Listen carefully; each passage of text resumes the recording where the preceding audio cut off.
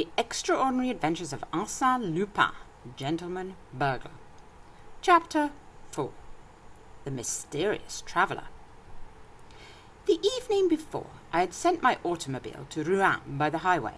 I was to travel to Rouen by rail, on my way to visit some friends that live in the banks of the Seine. At Paris, a few minutes before the train started, 7 gentlemen entered my compartment. 5 of them were smoking. No matter that the journey was a short one, the thought of travelling with such a company was not agreeable to me, especially as the car was built on the old model, without a corridor. I picked up my overcoat, my newspapers, and my timetable, and sought refuge in a neighbouring compartment. It was occupied by a lady, who, at sight of me, made a gesture of annoyance that did not escape my notice, and she leaned toward a gentleman who was standing on the step and was, no doubt, her husband. The gentleman scrutinized me closely, and apparently my appearance did not displease him, for he smiled as he spoke to his wife with the air of one who reassures a frightened child. She smiled also, and gave me a friendly glance, as if she now understood that I was one of those gallant men with whom a woman can remain shut up for 2 hours in a little box 6 feet square and have nothing to fear. Her husband said to her, "I have an important appointment, my dear, and cannot wait any longer. Adieu." He kissed her affectionately and went away. His wife threw him a few kisses and waved her handkerchief. The whistle sounded and the train started. At that precise moment, and despite the protests of the guards, the door was opened and a man rushed into our compartment. My companion, who was standing arranging her luggage, uttered a cry of terror and fell upon the seat. I'm not a coward, far from it, but I confess that such intrusions at the last minute are always disconcerting. They have a suspicious, unnatural aspect. However, the appearance of the new arrival greatly modified the unfavourable impression produced by his precipitant action. He was correctly and elegantly dressed, wore a tasteful cravat, correct gloves, and his face was refined and intelligent. But where the devil had I seen that face before? Because, beyond all possible doubt, I had seen it. And yet the memory of it was so vague and indistinct that I felt it would be useless to try to recall it at that time. Then, directing my attention to the lady, I was amazed at the pallor and anxiety I saw in her face. She was looking at her neighbour. They occupied seats on the same side of the compartment, with an expression of intense alarm, and I perceived that one of her trembling hands was slowly gliding toward a little travelling bag that was lying on the seat about 20 inches from her. She finished by seizing it and nervously drawing it to her. Our eyes met, and I read in hers so much anxiety and fear that I could not refrain from speaking to her. "Are you ill, madam? Shall I open the window?" Her only reply was a gesture indicating that she was afraid of our companion. I smiled, as her husband had done, shrugged my shoulders, and explained to her in pantomime that she had nothing to fear, that I was there, and besides, the gentleman appeared to be a very harmless individual. At that moment he turned towards us, scrutinized both of us from head to foot, then settled down in his corner and paid us no more attention. After a short silence, the lady, as if she had mustered all her energy to perform a desperate act, said to me in an almost inaudible voice, "Do you know who is on our train?" "Who?" He, I assure you." "Who is he?" "Arsene Lupin." She had not taken her eyes off our companion, and it was to him rather than to me that she uttered the syllables of that disquieting name. He drew his hat over his face. Was that to conceal his agitation, or simply to arrange himself for sleep? Then I said to her, "Yesterday, through contumacy, Arsene Lupin was sentenced to 20 years' imprisonment at hard labour. Therefore, it is improbable that he would be so impudent today as to show himself in public. Moreover, the newspapers have announced his appearance in Turkey since his escape from the Santé." "But he is on this train at the present moment," the lady proclaimed, with the obvious intention of being heard by our companion. "My husband is one of the directors in the penitentiary service, and it was the station-master himself who told us that a search was being made for Arsene Lupin." "They may have been mistaken." "No, he was seen in the waiting room. He bought a first-class ticket for Rouen. He has disappeared. The guard at the waiting-room door did not see him pass, and it is supposed that he had got into the express that leaves 10 minutes after us." "In that case, they will be sure to catch him." "Unless, at the last moment, he leaped from that train to come here into our train, which is quite probable, which is almost certain." "If so, he will be arrested just the same, for the employees and guards would no doubt observe his passage from one train to the other, and, when we arrive at Rouen, they will arrest him there. Him? Never! He will find some means of escape. In that case, I wish him bon voyage. But in the meantime, think what he may do. What? I don't know. He may do anything. She was greatly agitated, and truly the situation justified to some extent her nervous excitement. I was impelled to say to her, "Of course, there are many strange coincidences, but you need have no fear. Admitting that Arsene Lupin is on this train, he will not commit any indiscretion. He will be only too happy to escape the peril that already threatens him." My words did not reassure her, but she remained silent for a time. I unfolded my newspapers and read reports of Arsene Lupin's trial. But as they contained nothing that was new to me, I was not greatly interested. Moreover, I was tired and sleepy. I felt my eyelids close and my head drop.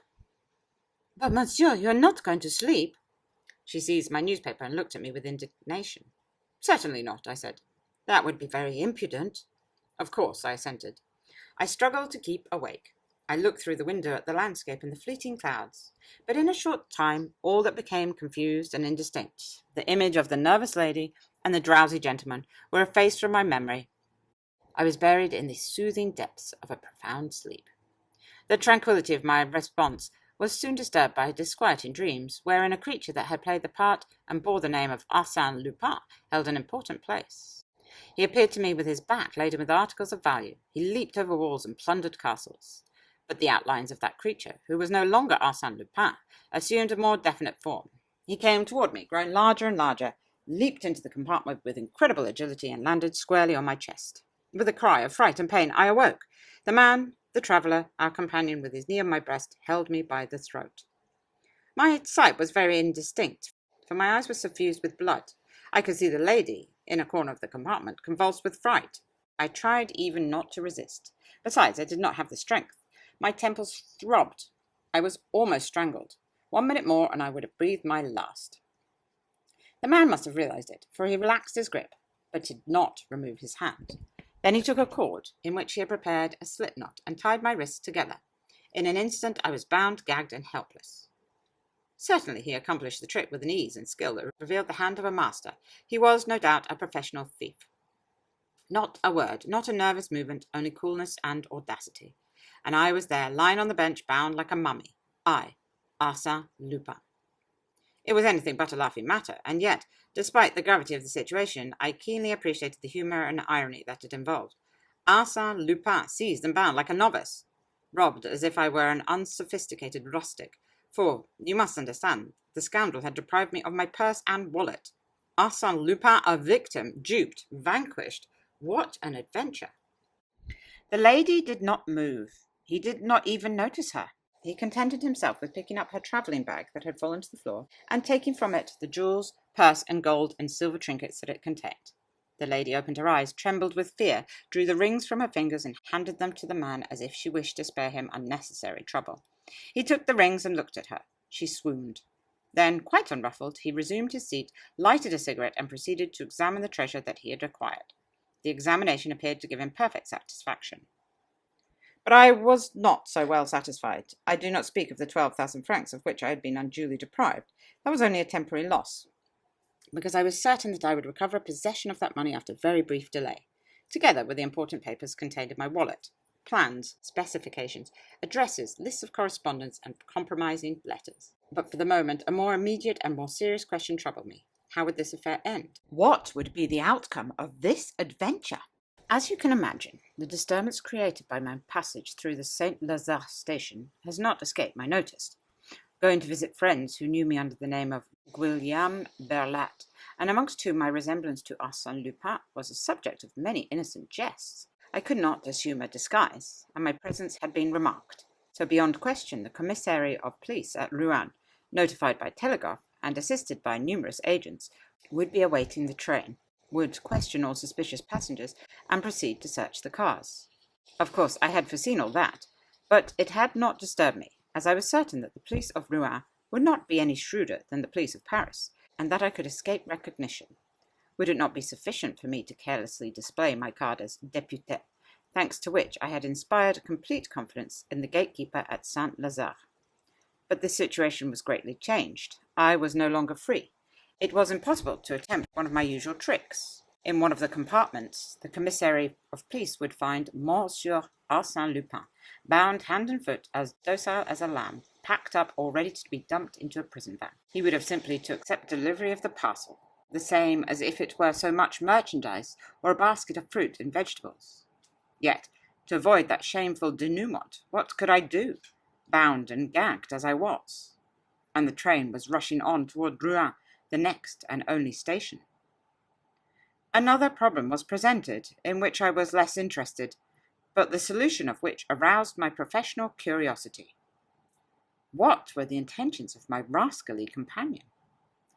Of course, if I had been alone, he could, on our arrival at Rouen, leave the car slowly and fearlessly. But the lady? As soon as the door of the compartment should be opened, the lady, now so quiet and humble, would scream and call for help. That was the dilemma that perplexed me. Why had he not reduced her to a helpless condition similar to mine? That would have given him ample time to disappear before his double crime was discovered. He was still smoking, with his eyes fixed upon the window that was now being streaked with drops of rain. Once he turned, picked up my timetable, and consulted it. The lady had to feign a continued lack of consciousness in order to deceive the enemy, but fits of coughing, provoked by the smoke, exposed her true condition. As to me, I was very uncomfortable and very tired, and I meditated. I plotted. The train was rushing on, joyously intoxicated with its own speed. Saint-Étienne! At that moment the man arose and took 2 steps towards us, which caused the lady to utter a cry of alarm and fall into a genuine swoon. What was the man about to do? He lowered the window on our side. A heavy rain was now falling, and by a gesture the man expressed his annoyance at his not having an umbrella or an overcoat. He glanced at the rack. The lady's umbrella was there. He took it. He also took my overcoat and put it on. We were now crossing the Seine. He turned up the bottoms of his trousers, then leaned over and raised the exterior latch of the door. Was he going to throw himself upon the track? At that speed it would have been instant death. We now entered a tunnel. The man opened the door halfway and stood on the upper step. What folly! The darkness, the smoke, the noise, all gave a fantastic appearance to his actions. But suddenly the train diminished its speed. A moment later it increased its speed, then slowed up again. Probably some repairs were being made in that part of the tunnel which obliged the trains to diminish their speed, and the man was aware of the fact. He immediately stepped down to the lower step, closed the door behind him, and leaped to the ground. He was gone. The lady immediately recovered her wits, and her first act was to lament the loss of her jewels. I gave her an imploring look. She understood, and quickly removed the gag that stifled me. She wished to untie the cords that bound me, but I prevented her. No, the police must see everything exactly as it stands. I want them to see what the rascal did to us. Suppose I pulled the alarm bell? Too late. You should have done that when he made the attack on me. But he would have killed me. Oh, monsieur, didn't I tell you that he was on this train? I recognized him from his portrait, and now he has gone off with my jewels. Don't worry, the police will catch him. Catch Arsene Lupin? Never! That depends on you, madame. Listen, when we arrive at Rouen, be at the door and call. Make a noise. The police and the railway employees will come. Tell what you have seen. The assault made on me and the flight of Arsene Lupin. Give a description of him. Soft hat, umbrella, yours, grey overcoat. Yours, said she. What? Mine? Not at all. It was his. I didn't have any. It seems to me he didn't have one when he came in. Yes, unless the coat was one that someone had forgotten and left in the rack. At all events, he had it when he went away, and that is the essential point. A grey overcoat. Remember. Ah, I forgot. You must tell your name. First thing you do. Your husband's official position will stimulate the zeal of the police. We arrived at the station. I gave her some further instructions in a rather imperious tone. Tell them my name. William Berlat. If necessary, say that you know me. That will save time. We must expedite the preliminary investigation. The important thing is the pursuit of Arsene Lupin. Your jewels, remember. Let there be no mistake. Guillaume-Burglar, a friend of your husband. I understand. Guillaume-Burglar. She was already calling and gesticulating. As soon as the train stopped, several men entered the compartment. The critical moment had come. Panting for breath, the lady exclaimed, Arsene Lupin, he attacked us. He stole my jewels. I am Madame Renard. My husband is a director of the penitentiary service. Here is my brother, Georges Adel, director of the Credit Rouen. You must know. She embraced a young man who had just joined us and who the commissary saluted. Then she continued weeping. Yes, Arsene Lupin. While Monsieur was sleeping, he seized him by the throat. Monsieur Burglar, a friend of my husband. The commissary asked, But where is Arsene Lupin? He leaped from the train when passing through the tunnel. Are you sure that it was he? Am I sure? I recognized him perfectly. Besides, he was seen at the Saint-Lazare station. He wore a soft hat. No, a hard felt, like that, said the commissary, pointing to my hat. He had a soft hat, I am sure, repeated Madame Renard, and a grey overcoat. Yes, that is right, replied the commissary. The telegram says he wore a grey overcoat with a black velvet collar. Exactly, a black velvet collar, exclaimed Madame Renard triumphantly. I breathed freely. The excellent friend I had in that little woman. The police agents had now released me. I bit my lips until they ran blood, stooping over with my handkerchief over my mouth, an attitude quite natural in a person who has remained for a long time in an uncomfortable position, and whose mouth shows the bloody marks of the gag. I addressed the commissary in a weak voice. Monsieur, it was Arsene Lupin. There is no doubt about that. If we make haste, he can be caught yet. I think I may be of some service to you. The railway car in which the crime occurred was detached from the train to serve as a mute witness at the official investigation. The train continued on its way to Havre. We were then conducted to the station master's office through a crowd of curious spectators. Then I had a sudden access of doubt and discretion. Under some pretext or other, I must gain my automobile and escape. To remain there was dangerous. Something might happen. For instance, a telegram from Paris, and I would be lost. Yes, but what about my thief? Abandoned to my own resources, in an unfamiliar country, I could not hope to catch him. I must make the attempt, I said to myself. It may be a difficult game, but an amusing one, and the stake is well worth the trouble. And when the commissary asked us to repeat the story of the robbery, I exclaimed, Monsieur, really, Arsene Lupin is getting the start of us. My automobile is waiting in the courtyard. If you'll be so kind as to use it, we can try. The commissary smiled and replied, The idea is a good one, so good indeed that it is already being carried out. 2 of my men have set out on bicycles. They have been gone for some time. Where did they go? To the entrance of the tunnel. There they will gather evidence, secure witnesses, and follow on the track of Arsene Lupin. I could not refrain from shrugging my shoulders as I replied, Your men will not secure any evidence or any witnesses. Really? Arsene Lupin will not allow anyone to see him emerge from the tunnel. He will take the first road to Rouen, where we will arrest him. He will not go to Rouen. Then he will remain in the vicinity, where his capture will be even more certain. He will not remain in the vicinity. Oh, and where will he hide? I looked at my watch and said, At the present moment, Arsene Lupin is prowling around the station at Dantal. At 10:15, that is, in 22 minutes from now, he will take the train that goes from Rouen to Amiens. Do you think so? How do you know it? Oh, it is quite simple. While we were in the car, Arsene Lupin consulted my railway guide. Why did he do it? Was there, not far from the spot where he disappeared, another line of railway, a station upon that line, and a train stopping at that station? On consulting my railway guide, I found such to be the case. Really, monsieur, said the commissary, that is a marvellous deduction. I congratulate you on your skill. I was now convinced that I had made a mistake in displaying so much cleverness. The commissary regarded me with astonishment, and I thought a slight suspicion entered his official mind. Oh, scarcely that, for the photographs distributed broadcast by the police department were too imperfect. They presented an Arsene Lupin so different from the one he had before him that he could not possibly recognize me by it. But all the same, he was troubled, confused, and ill at ease. Mon Dieu, nothing stimulates the comprehension so much as the loss of a pocketbook and the desire to recover it, and it seems to me that if you will give me 2 of your men, we may be able— Oh, I beg of you, Monsieur le Commissaire, cried Madame Renaud. Listen to Monsieur Burglar. The intervention of my excellent friend was decisive. Pronounced by her, the wife of an influential official, the name of Berlat became really my own, and gave me an identity that no mere suspicion could affect. The commissary arose and said, "Believe me, Monsieur Berlat, I shall be delighted to see you succeed. I am as much interested as you are in the arrest of Arsene Lupin." He accompanied me to the automobile and introduced two of his men, Honor Massol and Gaston Delivet, who were assigned to assist me. My chauffeur cranked up the car and I took my place at the wheel. A few seconds later we left the station. I was saved.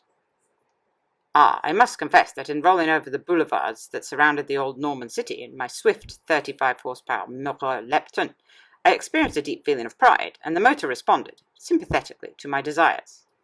At right and left, the trees flew past us with startling rapidity, and I, free, out of danger, had simply to arrange my little personal affairs with the two honest representatives of the Rouen police who were sitting behind me. Arsene Lupin was going in search of Arsene Lupin. Modest guardians of social order, Gaston Delivet and Honoré Massol, how valuable was your assistance! What would I have done without you? Without you, many times at the crossroads, I might have taken the wrong route. Without you, Arsene Lupin would have made a mistake, and the others would have escaped. But the end was not yet. Far from it. I had yet to capture the thief and recover the stolen papers. Under no circumstances must my two acolytes be permitted to see those papers, much less to seize them. That was a point that might give me some difficulty. We arrived at Darnetal 3 minutes after the departure of the train. True, I had the consolation of learning that a man wearing a grey overcoat with a black velvet collar had taken the train at the station. He had bought a second-class ticket for Amiens. Certainly, my debut as detective was a promising one.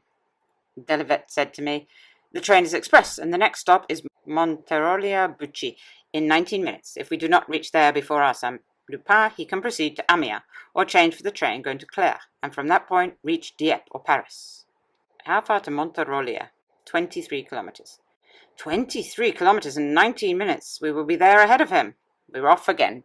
Never had my faithful Maurice Leblanc responded to my impatience with such ardor and regularity. It participated in my anxiety. It endorsed my determination. It comprehended my animosity against that rascally Arsene Lupin, the knave, the traitor. "Turn to the right," cried Delivet, then to the left. We fairly flew, scarcely touching the ground. The milestones looked like timid beasts that vanished at our approach. Suddenly, at a turn of the road, we saw a vortex of smoke. It was the Northern Express. For a kilometre it was a struggle, side by side, but an unequal struggle in which the issue was certain. We won the race by 20 lengths. In 3 seconds we were on the platform, standing before the second-class carriages. The doors were opened and some passengers alighted, but not my thief. We made a search through the compartments. No sign of Arsene Lupin. "Sapristi!" I cried. "He must have recognized me in the automobile as we were racing side by side, and he leaped from the train. Ah, there he is now, crossing the track." I started in pursuit of the man, followed by my two acolytes, rather followed by one of them, for the other, Massol, proved himself to be a runner of exceptional speed and endurance. In a few moments he had made an appreciable gain upon the fugitive. The man noticed it, leaped over a hedge, scampered across a meadow, and entered a thick grove. When we reached this grove, Massol was waiting for us. He went no further, for fear of losing us. "Quite right, my dear friend," I said. "After such a run, our victor must be out of wind. We will catch him now." I examined the surroundings with the idea of proceeding alone in the arrest of the fugitive, in order to recover my papers, concerning which the authorities would doubtless ask many disagreeable questions. Then I returned to my companions and said, "It is all quite easy. You, Massol, take your place at the left. You, Delivet, at the right. From there you can observe the entire posterior line of the bush, and he cannot escape without you seeing him, except by that ravine, and I shall watch it. If he does not come out voluntarily, I will enter and drive him out towards one or the other of you. You have simply to wait. Ah, I forgot. In case I need you, a pistol shot." Massol and Delivet walked away to their respective posts. As soon as they had disappeared, I entered the grove with the greatest precaution so as to be neither seen nor heard. I encountered dense thickets through which narrow paths had been cut, but the overhanging boughs compelled me to adopt a stooping posture. One of these paths led to a clearing, in which I found footsteps upon the wet grass. I followed them. They led me to the foot of a mound, which was surmounted by a deserted, dilapidated hovel. "He must be there," I said to myself. "It is a well-chosen retreat." I crept cautiously to the side of the building. A slight noise informed me that he was there, and then, through an opening, I saw him. His back was turned toward me. In 2 bounds I was upon him. He tried to fire a revolver that he held in his hand, but he had no time. I threw him to the ground, in such a manner that his arms were beneath him, twisted and helpless, while I held him down with my knee on his breast. "Listen, my boy," I whispered in his ear. "I am Arsene Lupin. You are to deliver over to me immediately and gracefully my pocketbook and the lady's jewels, and in return, therefore, I will save you from the police and enroll you amongst my friends. One word, yes or no." "Yes," he murmured. "Very good. Your escape this morning was well planned. I congratulate you."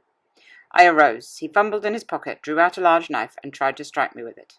"Imbecile!" I exclaimed. With one hand I parried the attack. With the other I gave him a sharp blow on the carotid artery. He fell, stunned. In my pocketbook I recovered my papers and banknotes. Out of curiosity I took his. Upon an envelope addressed to him I read his name, Pierre Onfray. It startled me. Pierre Onfray, the assassin of the Rue La Fonte at Atel. Pierre Onfray, he who had cut the throats of Madame Delbois and her 2 daughters. I leaned over him. Yes, those were the features which in the compartment had evoked in me the memory of a face I could not then recall. But time was passing. I placed in an envelope 2 banknotes of 100 francs each, with a card bearing these words, Arsène Lupin, to his worthy colleagues Ognor Massol and Gaston de Livat, as a slight token of his gratitude. I placed it in a prominent spot in the room, where they would be sure to find it. Beside it I placed Madame Renard's handbag. Why could I not return it to the lady who had befriended me? I must confess that I had taken from it everything that possessed any interest or value, leaving there only a shell comb, a stick of rouge doré for the lips, and an empty purse. But, you know, business is business. And then, really, her husband is engaged in such a dishonourable vocation. The man was becoming conscious. What was I to do? I was unable to save him or condemn him, so I took his revolver and fired a shot in the air. "My 2 acolytes will come and attend to his case," I said to myself as I hastened away by the road through the ravine. 20 minutes later I was seated in my automobile. At 4 o'clock I telegraphed to my friends at Rouen that an unexpected event would prevent me from making my promised visit. Between ourselves, considering what my friends must now know, my visit is postponed indefinitely. A cruel disillusion for them. At 6 o'clock I was in Paris. The evening newspapers informed me that Pierre Onfray had been captured at last. Next day, let us not despise the advantages of judicious advertising, the Echo de France published this sensational item. Yesterday, near Buchy, after numerous exciting incidents, Arsène Lupin effected the arrest of Pierre Onfray. The assassin of the Rue La Fontaine had robbed Madame Renaud, wife of the director in a penitentiary service, in a railway carriage on the Paris-Havre line. Arsène Lupin restored to Madame Renaud the handbag that contained her jewels and gave a generous recompense to the 2 detectives who had assisted him in making that dramatic arrest.